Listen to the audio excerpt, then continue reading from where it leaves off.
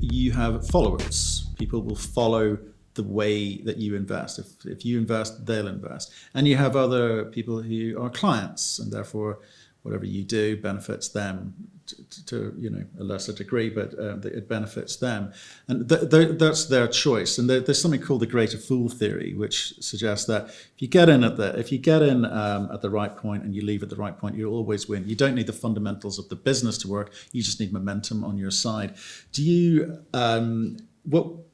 what do you think regular retail investors can learn from the way that you behave, given that your business model is different from theirs, if they want to make their own investment choices and decisions?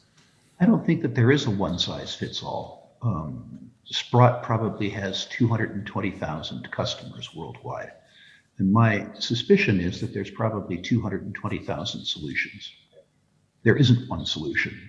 So I would ask investors to invest first in their own education and invest in coming to know themselves and their psyche as human beings, and make the investment process consistent with their financial needs, their psychological capabilities, and their goals.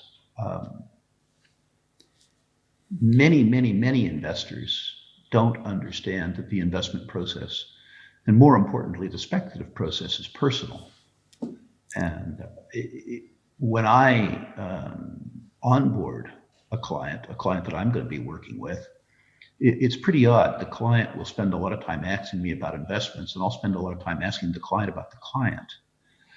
Once I know more about the client, then I can begin to narrow down an investment strategy that's appropriate to him or her. But so much of this is personal. I didn't believe that when I first started, by the way. When I first started, when I was a young man, like many young men, if you would have asked me what I wanted, I would say, I want to make a lot of money. That's interesting, but it isn't relevant. If you don't know what that entails, you don't know how you plan to make the money, why you plan to make the money, what risks you are willing to assume to make the money, how much time it's going to take, what you'll do if it goes wrong, what you'll do if it goes right, you probably won't make any money.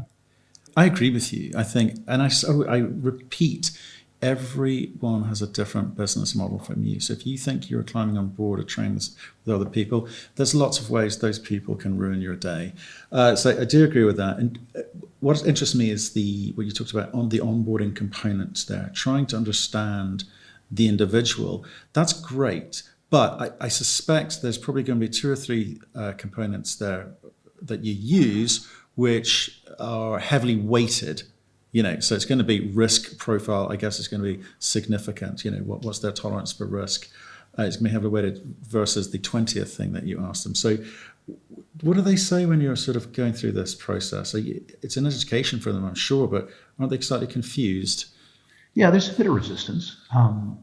One of the things I like to do is use a visualization tool that you may or may not be able to identify with. Before Britain went metric, you may remember lumber yards and millineries, and they had yardsticks.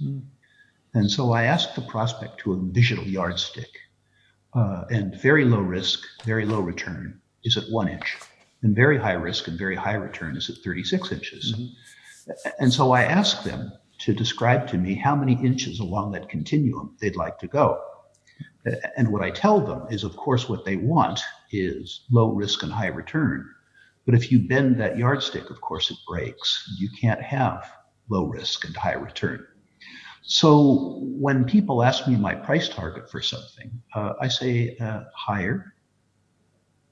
But before we go to where we hope it might go, ask me how much you can afford to lose.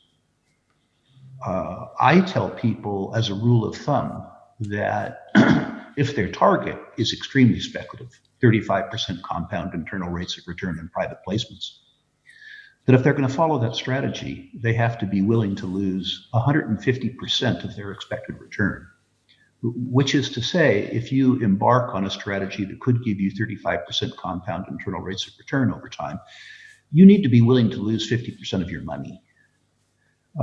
And when I ask people what they're willing to lose rather than what their goal is, we begin to have a rational discussion.